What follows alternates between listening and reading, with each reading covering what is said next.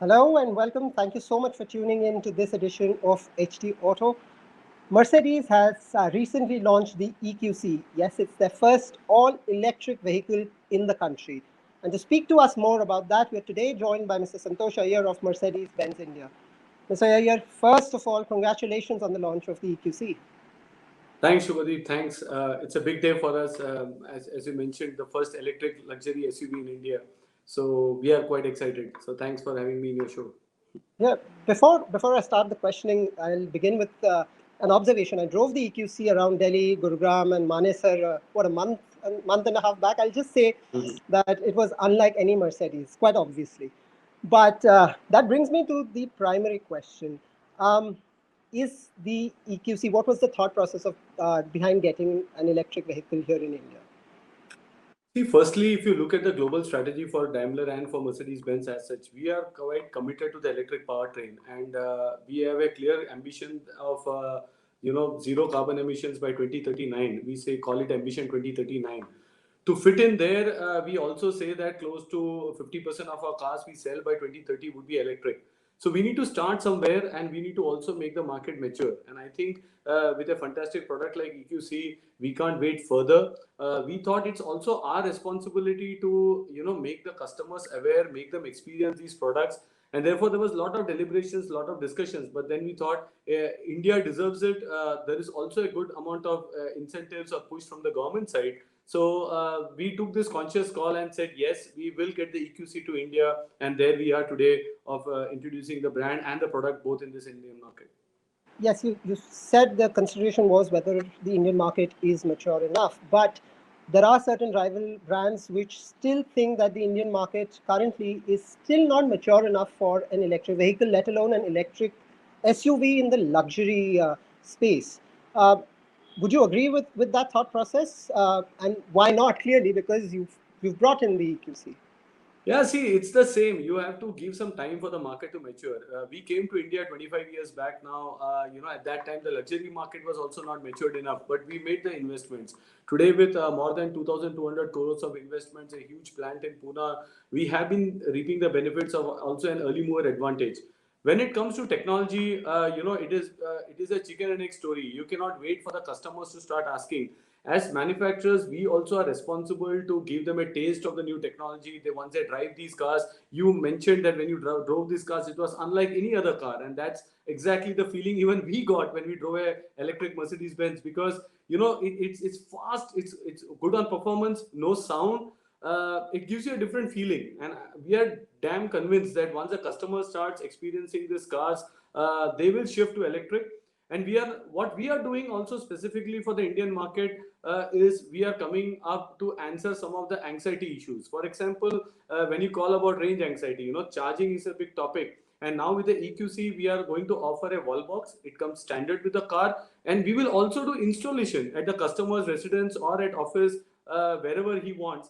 And so you take away that anxiety. Apart from that, we are also putting 100 charging stations across India in our dealer network, plus the public charging infrastructure. Whatever you have, 100 odd fast chargers now, and they are all part of my EQ ecosystem. So you just tell the car, hey Mercedes, drive me to the nearest EQ charging point, or electric charging point, and it will throw up, it will navigate. And that's something again customized for India. So we want to take away the hassle of this anxiety of charging, or anxiety of where do I plug in, how do I get my power bank, or the and all those such topics. So everything is thought from an Indian customer perspective. Yes, it's nascent, but I think we have been leading. We bought the BS6 way back in 2018. The S Class was the first BS6 car in India, way ahead, 2 years before even the government stipulation and deadline. So I think we have reaped those benefits. We strongly feel that customers are there. Our Indian customers, they travel abroad, they drive these cars when they travel to the US, to the Europe. So no point in delaying it, and it's better that we offer it from our portfolio. Right, right. You said two very important things. One being that you're convinced, you at Mercedes and everybody at Mercedes-Benz India is convinced that it's the right time.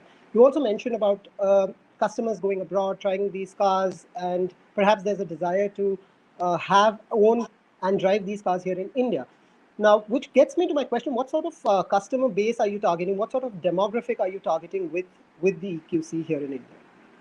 See, to start with, we feel our own current Mercedes-Benz customer base would like to shift to electric. There is a large number of Mercedes customers who also want to drive the electric powertrain, and they are looking forward for it. And we also, as a responsible brand, would like to cater to that demand first. Look at our current customer base. They have multiple cars in their household for sure, but definitely they would like to also have an electric. You know, we have been hearing use cases like, I want my kids to go to school only in an electric car, for example. So there is also such kind of trends that's coming up.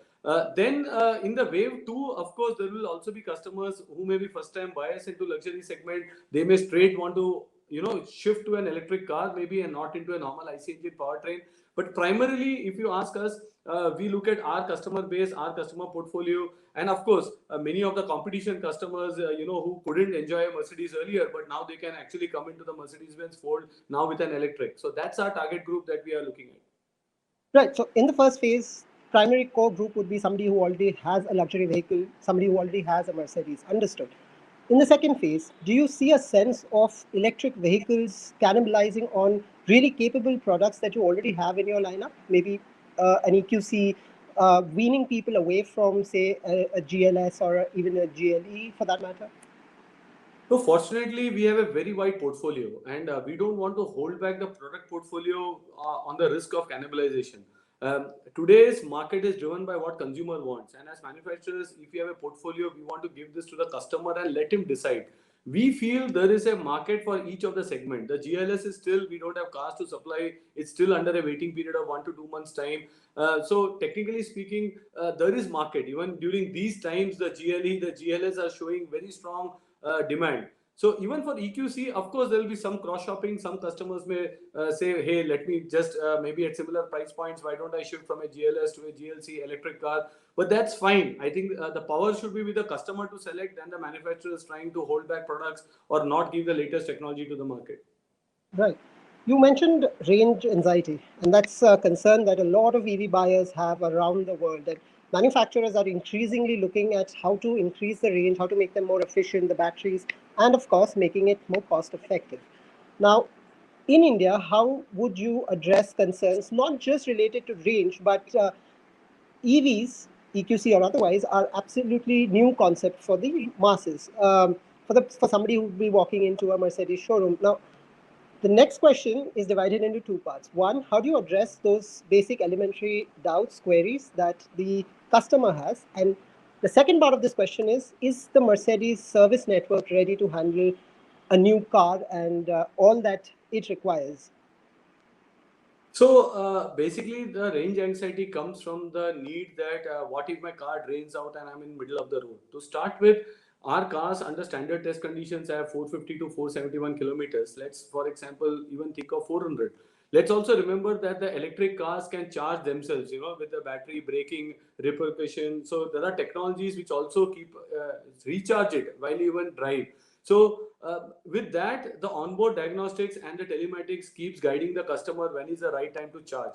We see first the use case very strongly for intra-city use. For example, consumers in Delhi or Bombay, they travel 50 to 100 kilometers a day. They are 2 to 3 hours in the car. So once in 4 days in the evening, they just need to plug this car into their charging socket. Even they can do it every day because it is hardly an effort when they lock their cars or when their drivers lock their cars and the car is charged by morning. It still has a 450-kilometer range. So we don't see a range anxiety for city use.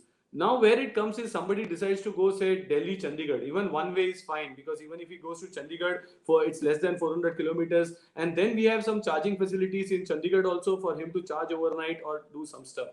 Then the government has public charging stations. That's another opportunity for fast chargers because with a fast charger, in 40 minutes, this car can get charged up to 90%. That means the car range goes up to 400 kilometers in 40 minutes. So that's significant, and these things should take care of those concerns. And as I said, Right, but here there is the critics would say that the infrastructure in cities perhaps is there and is expanding, but when you take your electric vehicle out from the city limits, out on the highways, not so much, not at all perhaps. Now, if somebody is entering into the luxury SUV segment, do you think it's just natural that there would be a concern that he feels that, okay, I'm going to be limited to only within the city or maybe a satellite town per se. So No, why you are should I? absolutely right. But see, many of our customers have multiple cars in their households. Maybe they have multiple luxury cars, they have multiple Mercedes Benz in their household. So really, if somebody has to go Bombay to Goa, doesn't mean he's maybe dependent only on this car. Of course, he can take this car. We have charging points in Lonavala, Pune, Kolhapur, Mangalore, all along the way, and he can still do it. It's not that not possible, but still he can decide, fine, let me take a non-luxury car or a other luxury car in my household, because it's not the only car in their family. This car at that price point for sure will have multiple cars. So, and how often you do it. So if you really see, a car is mostly bought by our customers for daily usages, and this intercity travel is not a primary use case for a luxury car customer.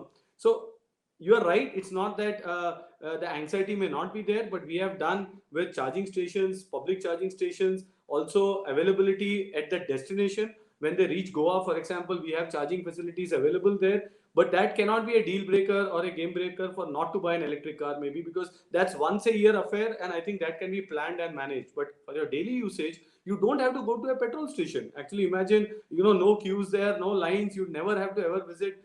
Even the service intervals, actually, if you see, there are less moving parts in an electric car, so no oil change, no filter brake, it's so much of convenience an electric car offers, which offsets this once in a year or twice in a year long journeys and what happens there. Even that can be managed with proper planning. So that's what we feel right now. But yes, it will take some time, for this understanding to come and the market to mature. It will take some time, but you still see Mercedes now in a position of strength because it has the first movers advantage, perhaps, especially because some of the giants in the EV world are not present at all here in India. No, that's true. I think we welcome competition to start with, because we fight them worldwide, and we are very committed. This is just the beginning in our Mercedes-Benz portfolio. By 2022, we will have 10 fully electrified cars in our portfolio. That's a big statement. And then we also see that out of those 10 cars, which are cars which make sense for India, and we will continue to bring new electric cars to come to India. So we are very committed to be on this path. And it just doesn't end with tailpipe emissions. 85% of our cars are recyclable, 95% is recoverable. And this is something, again, we go beyond tailpipe emissions and ensure that the entire car can be recycled. And so that's the thought with our Ambition 2039, which is completely focused on sustainability. And I think without electric, it's very difficult to reach our ambitious goals in the long run. Right. How much of these plans are aligned to what the government here in India, both at the center and the state governments, are doing now? Here in Delhi, where I'm at, there is an EV policy. Not getting into the politics of it all, but how much of the plans of Mercedes-Benz India, as far as electric vehicles are concerned, are also dependent on what the government and governments are doing? No, surely. See, for EQC, we have started with the CBUs as such, and there is clearly an advantage if you look at not the import duty part, but at least the local taxes. The GST is only 5% compared to 48%, so definitely there is an impact. And the biggest one is a role played by the state governments, because like Delhi, for example, or even Bombay, many Bangalore, they don't have road tax on an EV. And road tax is generally 15 to 20% of the cost of the car. So technically, an ex-showroom price becomes the on-road price plus insurance maybe. But otherwise, that's a significant advantage for the customer when he looks at the price delta between a normal IC engine car and an EV. And this also helps in selling the car, because one of the biggest deal breakers when you sell a car is you lose the registration amount, you lose the tax amount, whereas in an EV the taxes being zero when it comes to registration taxes, and also GST being at 5%, the value of the car is still there, and that's again will push up used car prices, etc., for this segment. So yes, the government has done its bit. For localization, yes, we can say they can do more. They can also reduce maybe import duties. But I think the government has made the right steps, given the right direction. All that we ask is consistency in policy from the state government and the central government. As long as these policies are going to stay and consistent, brands like us would like to invest and try to also bring new technologies here. Right, right. That gives me, I hope it does give the audience also a fair insight into what Mercedes has been doing in terms of electric vehicles, and also what the EQC itself is all about. My biggest takeaways today has been that the value of the car itself, the electric vehicle, is good. It's a start of bigger and better things to come, and perhaps even direct rivals in the luxury car space, and will start bringing in their offerings. And like you said, Mercedes is always up for a good fight, a good challenge. Mr. Iyer, thank you so much for taking the time out, and once again, congratulations on the launch of the EQC. Thank you very much. Thank you.